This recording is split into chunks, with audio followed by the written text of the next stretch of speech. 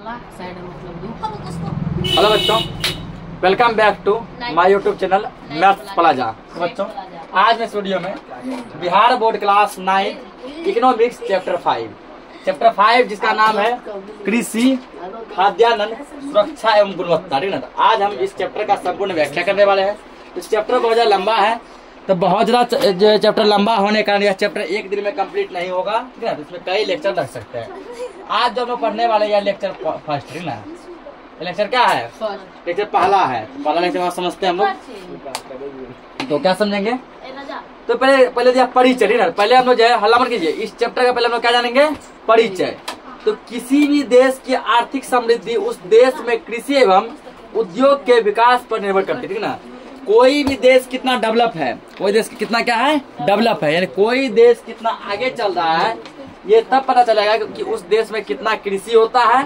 उसके बाद वो देश उद्योग के मामले में यानी फैक्ट्री के मामले में कितना ज्यादा विकसित है। ठीक ना, जिस देश में जितना ज्यादा फैक्ट्री होगा वह देश उतना ही ज्यादा क्या होगा? विकसित होगा। उतना ज्यादा क्या होगा? विकसित या डेवलप होगा।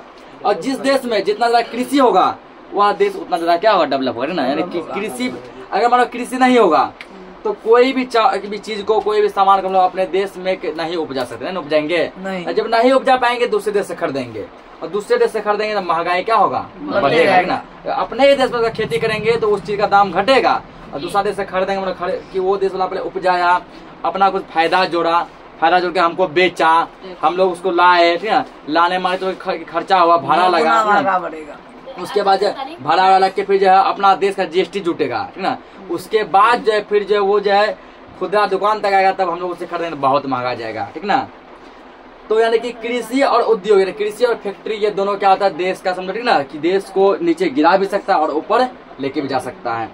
ये दोनों ही क्षेत्र अर्थव्यवस्था के आधार स्तंभ माने जाते हैं। स्तंभ मतलब एक पिलर माना जाता है, एक पोल माना जाता है। भारत एक कृषि प्रधान देश है जहां लगभग 64% से अधिक जनसंख्या आज भी कृषि पर ही आजीविका के लिए निर्भर है। ठीक है, तो ये जो कई बार कई चैप्टरों में कई बुकों में लिखाया गया है कि भारत कौन सा देश है? भारत एक कृषि प्रधान देश है, जहां अभी वर्तमान समय में भी लगभग समझो कि 64% से अधिक आदमी क्या करते हैं? खेती करते हैं। ना, यानी पहले जो है ना, पहले जो समझो 75-80% आदमी कृषि किया करता था, लेकिन अब जो धीरे धीरे कृषि पर से निर्भरता घटता चला गया। अभी भी लगभग 60-65% आदमी क्या करता है? कृषि करता है। कृषि वस्तुतः भारतीय अर्थव्यवस्था की रीढ़ है। रीढ़ मतलब क्या होता है? पीठ की हड्डी। ठीक ना, जिस प्रकार के पीठ का हड्डी नहीं रहेगा तो कोई आदमी खड़ा रह पाएगा? नहीं, वो झुक जाएगा। इसी प्रकार यदि जो है भारत में यदि कृषि नहीं होगा, खेती नहीं होगा, तो भारत का जो ना स्त्री डमाडोल हो जाएगा, डगमगा जाएगा। यानी कि ये जैसे रीढ़ का हड्डी हमको खड़ा रखा है ना, तो भारत को खड़ा कौन रखा है? कृषि। देश के अधिकांश ग्रामीण परिवारों के लिए कृषि मुख्यतः रोजगार का साधन है। ग्रामीण के लोग, ग्रामीण का लोग जो होता है, गांव के लोग, उसका सबसे बड़ा रोजगार क्या है? कृषि यानी खेती है। ठीक ना, देश की शहरी जनसंख्या भी खाद्यान्न तथा कच्चे माल की आपूर्ति के लिए कृषि पर आश्रित है। ना, यानी कि शहर में जो कच्चा माल होता है, जैसे मान लो चीनी बनाना है, चीनी किससे बनता है? गन्ना से बनता है। गन्ना कहाँ जाता है? गांव से जाता है ना, यानी कृषि से होता है ना। फैक्ट्री का क्या करेगा? फैक्ट्री चीनी बना पाएगा, गन्ना नहीं बना पाएगा। गन्ना तुमको उपजाना ही हुआ कृषि के माध्यम से। ठीक ना, फैक्ट्री चावल बनाएगा, लेकिन जो चावल किससे बनता है? धान से बनता है। धान फैक्ट्री नहीं बनाएगा, फैक्ट्री धान नहीं बना पाएगा। धान का तुमको खेती ही करना होगा। ठीक ना, तो भले कोई चीज जो है फैक्ट्री बना सकता है, लेकिन वो कहाँ से? पहले यदि खेती करेगा, उससे कच्चा माल तुम भेजेगा, तब उसका वो प्रोडक्ट बना के तुमको देगा। संसार में संभवतः कोई भी देश ऐसा नहीं है जिसका कृषि से इतना प्रत्यक्ष एवं घनिष्ठ संबंध हो। ठीक है ना, कोई देश ऐसा नहीं है जहाँ की कृषि से टोटल A to Z सामान उपजाया जा सके। हर एक देश में कुछ ना कुछ कमी है। ठीक ना, कुछ देश ऐसा है जहाँ कृषि बहुत कम है, कुछ देश ऐसा है जहाँ कृषि बहुत क्या है? ज्यादा। लेकिन हर एक देश में कृषि होता है, थोड़े ही मात्रा में हो, लेकिन होता सब देश में कृषि। ठीक ना, तो कुछ देश ऐसा है जो कि वहाँ खेती होता है, यहाँ नहीं होता। कुछ खेती ऐसा जो उस देश में होता है, इस देश में नहीं होता। लेकिन ठीक ना, कोई भी देश ऐसा नहीं है जहाँ सब प्रकार की खेती किया जा सके। तो राजस्थान कहाँ का हिस्सा है? राजस्थान जो है ना, हमारे का भारत का हिस्सा है। और जैसे कि रेगिस्तान है ना, रेगिस्तान के लिए भी कुछ ऐसे क्या होते हैं? कुछ ऐसे फसल होते हैं ना, जो कि रेगिस्तान में हो सकता है।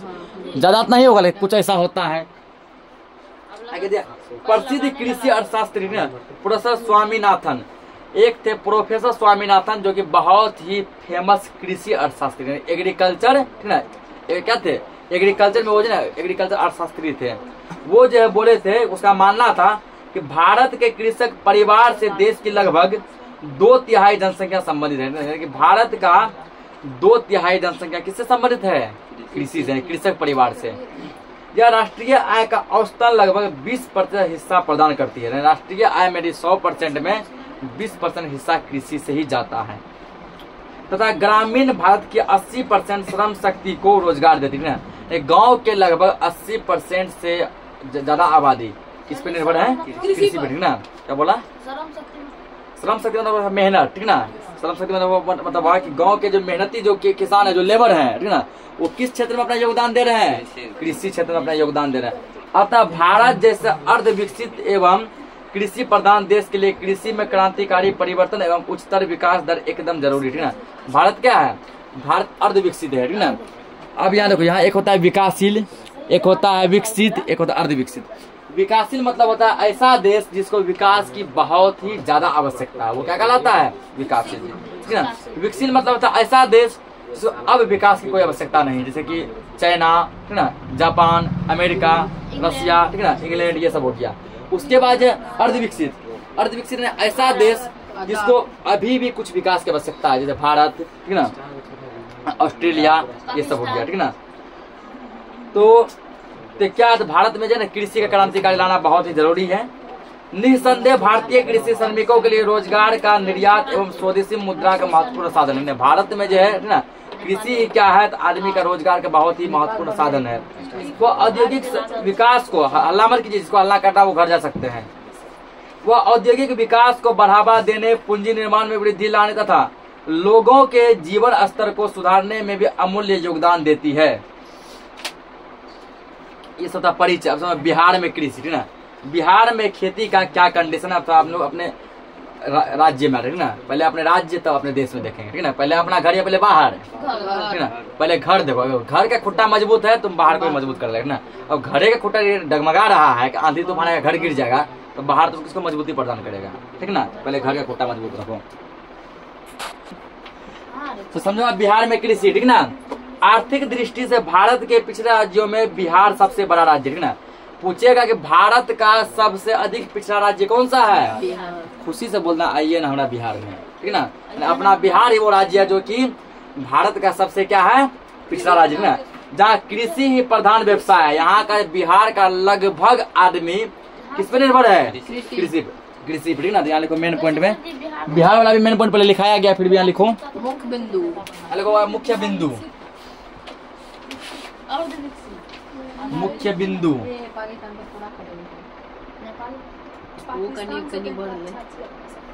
अल्लाह मत कीजिए सदी। तो मुख्य बिंदु पहला पॉइंट हम लोग लिखेंगे,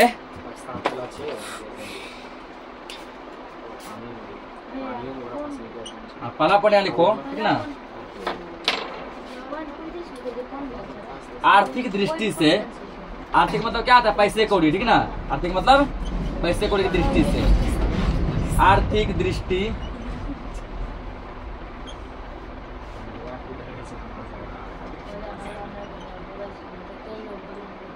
आर्थिक दृष्टि से भारत के पिछड़े राज्यों में, भारत के पिछड़े राज्यों में बिहार सबसे बड़ा राज्य है, सबसे बड़ा राज्य है। तो भारत में जो कुल कितने राज्य? 28 है ना। उन 28 राज्यों में 4-5 राज्य ऐसा है जो क्या है? पिछड़ा हुआ है, जो क्या है? पिछड़ा, ठीक ना। लेकिन बिहार जो है ना, बिहार उनमें से सबसे बड़ा राज्य है। बिहार पिछड़ेपन में क्या है? सबसे बड़ा राज्य, ठीक ना। इसका नाम चलता हुआ दबदबा है बिहार का, ठीक ना। किसमें? पिछड़ेपन में, ठीक ना। पिछड़ेपन में बिहार का क्या है? दबदबा चलता है, ठीक ना।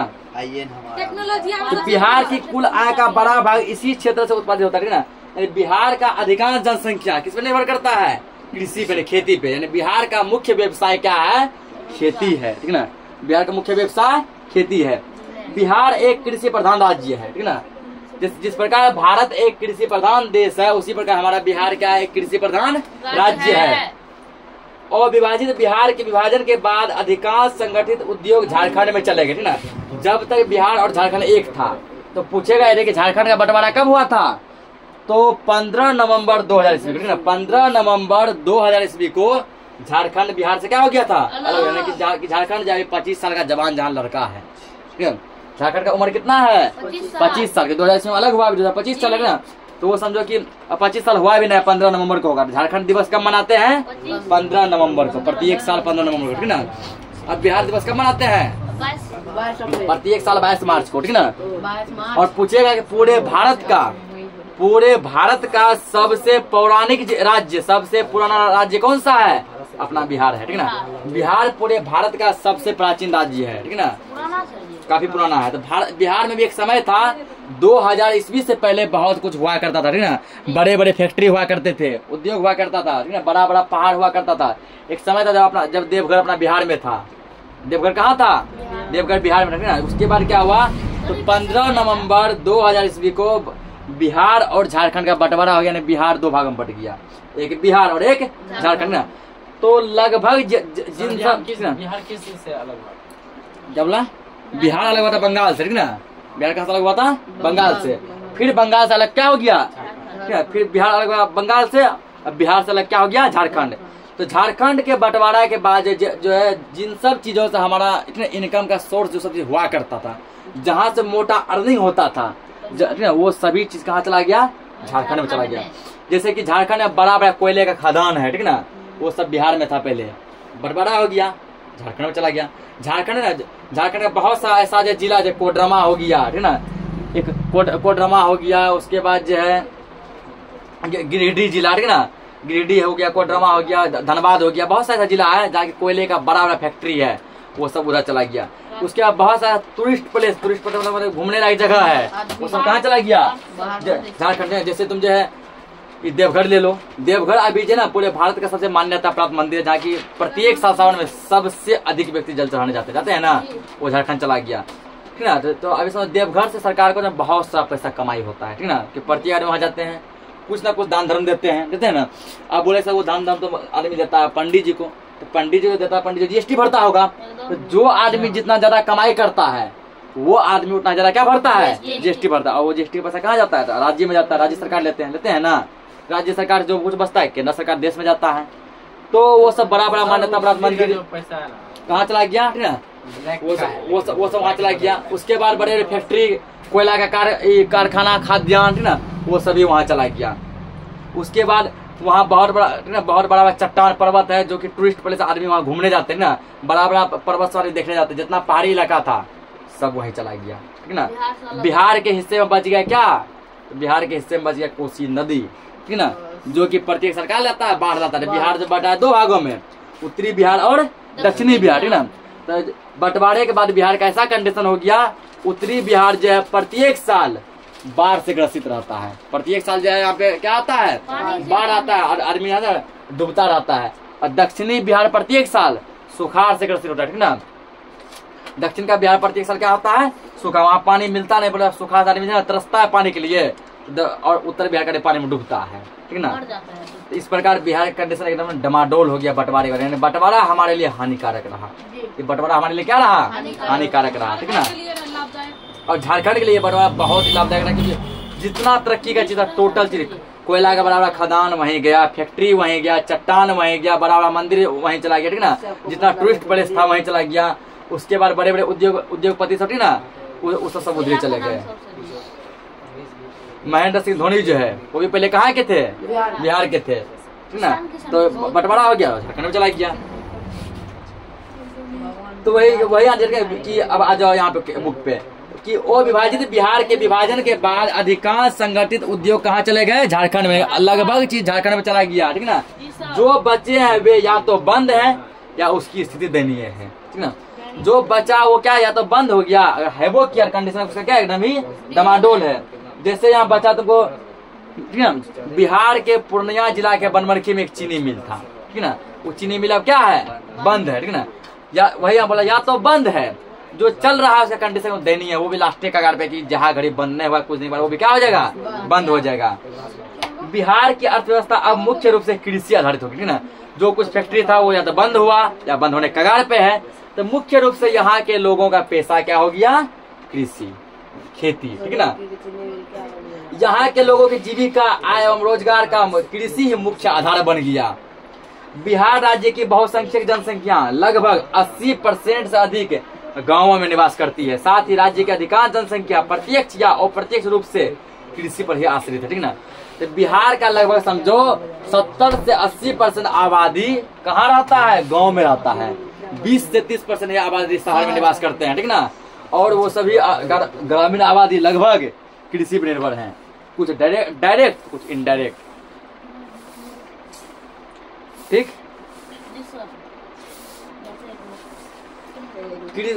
यहाँ दिया है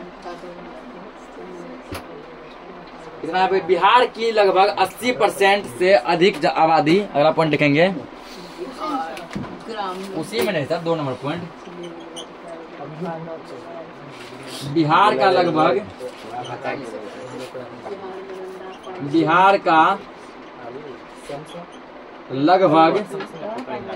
80%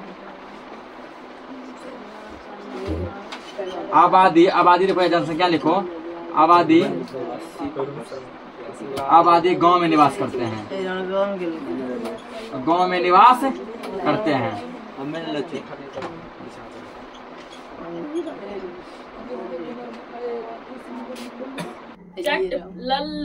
नोट कर लिया इसको। आइए फिर से बिहार में आते हैं हम लोग।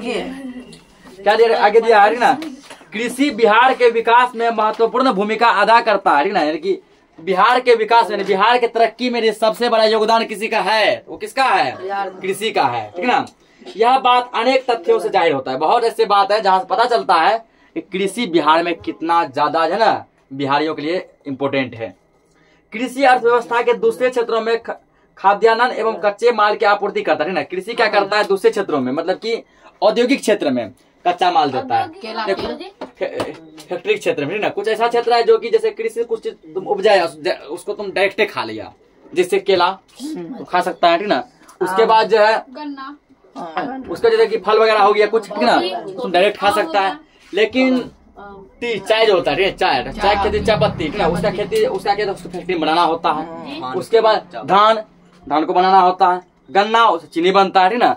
उसके बाद कॉटन, रुई, उसका खेती होता है ना, उससे क्या बनता है, उससे जाकर कपड़ा वगैरह फैक्ट्री में बनता है। तो ये सब है तुम्हारा कच्चा माल, जिसको फैक्ट्री में जाकर तैयार करना पड़ता है, वो सब क्या होता है, कच्चा माल। कच्चा माल तुम कहाँ से करेगा, खेती करके करेगा, ठीक ना। तो बचतों एवं करों के रूप में साधन प्रदान करता है। ग्रामीण जनसंख्या अन्य क्षेत्रों के विकास को गति प्रदान करती है, क्योंकि उनके द्वारा की गई वस्तुओं की मांग पर उद्योग, व्यापार आदि का विकास एवं विस्तार निर्भर करता है, ठीक ना। लेकिन लोगों की जरूरतों की चीज, जितनी भी चीजें है, ठीक ना, चाहे वो फैक्ट्री से पूरा हो या व्यापार से पूरा हो या कहीं से पूरा हो, ठीक ना, वो सभी पूर्ति यदि कहीं से होता है तो उसका मुख्य साधन कृषि है। क्योंकि इधर से पहले बैकग्राउंड में कृषि ही होता है, ठीक ना। कृषि से ही उसका कच्चा माल जाता है, कृषि से क्या जाता है, उसका कच्चा माल जाता है। राज्य से नकदी फसल, कृषि वस्तु जो आम, लीची, गन्ना आदि का निर्यात कर बहुमूल्य विदेशी मुद्रा अर्जित की जाती है ना। लेकिन राज्य में आम का हो गया, गन्ना का हो गया, इसको खेती करते हैं, उसको जाके दूसरे देश में बेचते हैं और बेचते हैं मोटा पैसा आता है, ठीक है ना। जैसे वो नकदी फसल तो सीधे हाथों हाथ बिक जाता है, ठीक है ना। ऐसा कहना ठीक होगा कि बिहार की कृषि में बढ़ती हुई उत्पादकता से बिहार के अन्य औद्योगिक विकास में अनेक प्रकार की सहायता मिली है, ठीक है। कृषि से अलग अलग क्षेत्र में क्या मिली है, सहायता मिली है। बिहार की कृषि उत्पादकता अधिक होने पर कृषि क्षेत्र से अन्य क्षेत्रों को श्रम शक्ति का स्थानांतरण संभव होगा, ठीक है ना। इसका मतलब हुआ कि जो लोग समझो कि पहले पलायन करते थे, वे बाहर जाके काम करते, रोजगार करते थे, उसमें भी कृषि नॉलेज आ गया, वो भी क्या करने लगे, खेती करने लगे, अपने घर पे रहने लगे, ठीक है ना। साथ ही गैर कृषि क्षेत्र की बढ़ती हुई खाद्य सामग्री की मांग को कृषि व्यवसाय में कम व्यक्ति रह जाने पर भी पूरा किया जा सकता है ना। अब जो कुछ अब कृषि जो 2 भागों में बट गया, एक कृषि एक गैर कृषि। गैर कृषि ऐसा होता है ना जो कि ना तो पूर्णतः फैक्ट्री है और ना ही पूर्णतः क्या है कृषि, यानी 50-50 का रेशियो है, ठीक ना। जब कृषि उत्पादन बढ़ता है तो राज्य की आय बढ़ती है तथा प्रति व्यक्ति आय में भी वृद्धि होगी ना। अगर तुम कृषि उत्पादन बढ़ेगा मतलब खेती तुम ज्यादा करेगा तो राज्य का आय बढ़ेगा, ठीक है ना। राज्य का आय कहने का मतलब हुआ है कि पहले मान लीजिए राज्य यदि जो है 10 करोड़ टका कमाता था एक साल में, अब 15 करोड़ कमाएगा, 20 करोड़ टका कमाएगा, ठीक है ना। और राज्य जब अधिक रुपए कमाएगा तो व्यक्ति का सैलरी भी बढ़ेगा, प्रति व्यक्ति आय भी क्या होगा, बढ़ेगा, ठीक है ना।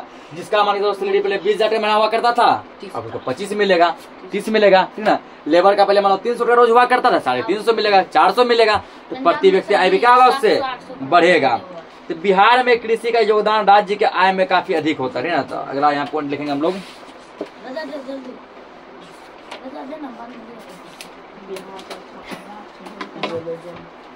तीसरा पॉइंट यहाँ लिखेंगे कि जब कृषि उत्पादन बढ़ता है, जब कृषि उत्पादन बढ़ता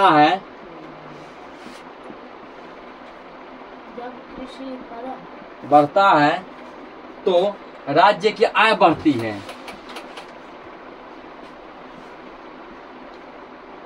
राज्य की आय कृषि उत्पादन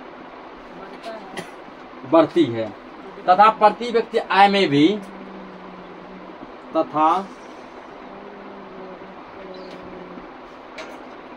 प्रति व्यक्ति आय में भी वृद्धि होती है। ये पॉइंट तक समझा चुके हैं, वृद्धि होती है।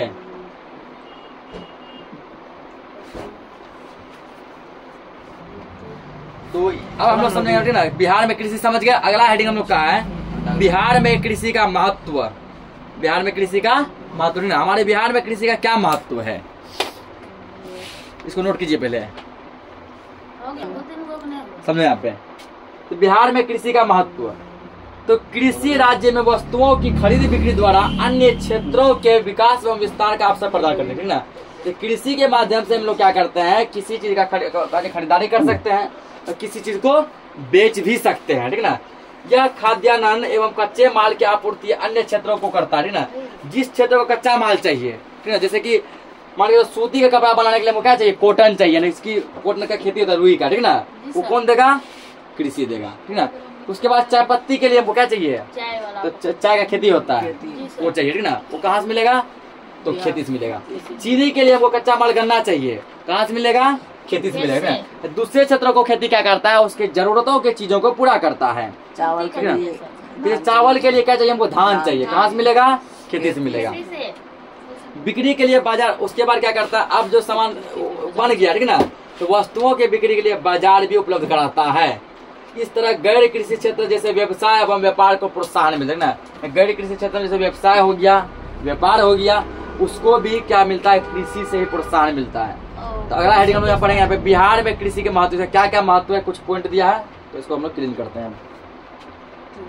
चलिए लिखिए यहाँ पे बिहार में कृषि का महत्व, ठीक ना। हमारे बिहार में खेती का, कृषि का क्या क्या महत्व है, पहला लिखो। राज्य की आय में, राज्य की हल्लामल कीजिए, आय में महत्वपूर्ण योगदान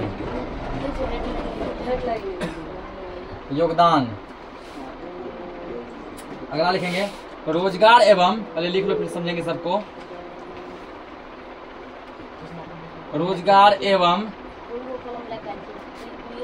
आजीविका का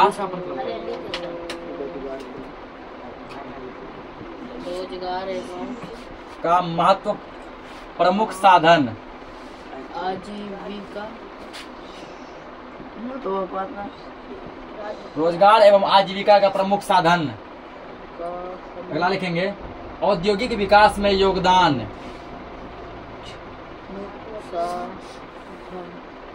औद्योगिक विकास में योगदान।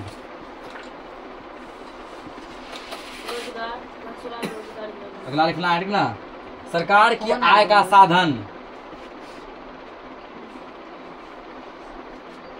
सरकार की आय का साधन।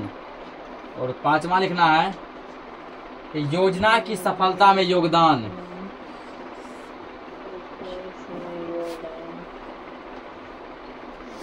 योजना की सफलता में योगदान। पहला क्या, राज्य के आय में महत्वपूर्ण योगदान है ना, यानी कि अभी जो राज्य का जो आय है, जो इनकम है, उस इनकम में सबसे अधिक पैसा यदि कहीं से पे किया जाता है, सबसे अधिक पैसा यदि किसी क्षेत्र से जाता है, वो जाता है कृषि से। कहाँ जाता है? कृषि में। क्योंकि जो है नौकरी तो सबको है नहीं, कुछ आदमी करते ना, बिजनेस भी सब आदमी नहीं करते हैं, ठीक ना, और ना ही सब आदमी क्या करते हैं, किसी फैक्ट्री में काम करते हैं। सबसे अधिक आदमी क्या करता है? खेती करता है। तो आय में जो सरकार के इनकम में सबसे अधिक पैसा जाता है, वो कहाँ जाता है? कृषि से। खेती से। अगला, रोजगार एवं आजीविका का प्रमुख साधन। तो जिस आदमी को मान के चलो कृषि का बढ़िया नॉलेज है, जो आदमी कृषि से अच्छा खासा अर्निंग कर रहा है, अच्छा खासा कमा रहा है ना, वो कभी नहीं चाहेगा कि हमको कहीं जॉब मिले या हम किसी और क्षेत्र में क्या करें, कोई रोजगार करें ना। वो यहीं पे इतना ज्यादा कमा लेता है कि यहाँ से वो बहुत ज्यादा खुश है, ठीक ना, उसको खुद का रोजगार मिल गया। औद्योगिक विकास में योगदान। फैक्ट्री जो डेवलप होगा कहाँ से? कृषि से, ठीक ना। कृषि यदि कच्चा माल नहीं देगा तो कोई भी फैक्ट्री कभी भी डेवलप नहीं होगा, ठीक ना, वहाँ योगदान है। सरकार की आय का साधन, ठीक ना। अब समझो कि किसी राज्य में जो सरकार वगैरह है, उसको जो सैलरी मिलती है, अगर राज्य कमाएगा नहीं तो उसको सैलरी मिलेगा नहीं। राज्य में कमाई किससे? कृषि से। कृषि सरकार की आय का भी साधन है। योजना की सफलता में योगदान ना, कोई योजना लागू होता है, लागू होने के बाद जो वो सफल होता है, ठीक ना, तो उसमें भी इसका योगदान है। तो ये सब इसके महत्वपूर्ण थे, ठीक ना। तो आज के लिए हम इस लेक्चर को इतना ही रखते हैं, बाकी हम लोग अगले लेक्चर में देखेंगे। तब तक के लिए जय हिंद।